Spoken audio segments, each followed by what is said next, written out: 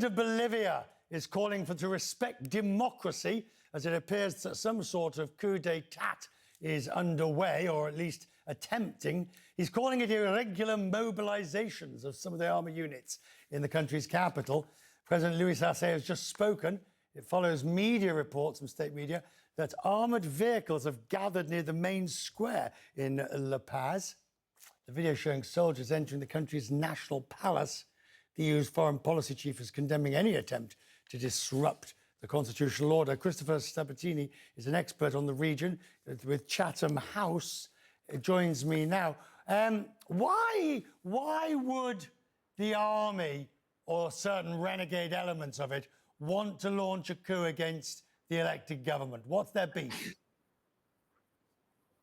Well, we really don't know. There are three factors at play here. There's been a division in the MAS, which is the governing party, between Luis Arce, the president, and Evo Morales, who's his rival, who is the founder of the MAS.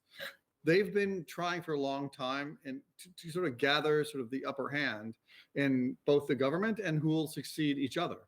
But there's also a significant contingent of conservatives, particularly in the east of the country, who have been claiming that the country has been stolen and robbed and co-opted by the MAS movement. So we really don't know what's happening. There is a potential here, and I don't want to speculate too much.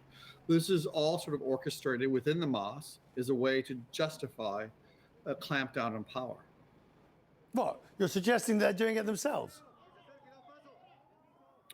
Well, again, the primary conflict has been between, again, Luis Arce and Evo Morales. And so, you know, as an effort to sort of distract and to consolidate, that would make more sense, because the truth is, But if this is, you know, as Patrick Ottman said, things are getting out of hand. This is more than a bit of trouble. This is, the pictures are strong. It will be very, very difficult to put this genie back in the bottle again. I'm not saying it's insignificant, but the truth is that whether this is inter-party rivalry, we'll have to see. But yes, I mean, a military coup in any country in Latin America will actually is trouble. It will also meet with the opprobrium of the international community. So we're already seeing other Paraguay and other regional leaders making quite clear they'll have no truck with this, which is an interesting way, as Patrick again was saying, how those who are promulgating it will get out of jail free, if you will, to use that phrase, in how they handle it from here on in.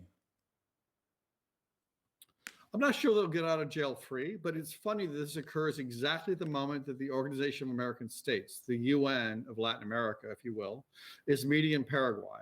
And the OAS, Organization of American States, has a clause that basically ensures the defense of democracy against interruptions of the democratic order. So we'll have to see how they pronounce on this. But again, it's curious that it happens just as they're meeting in Paraguay.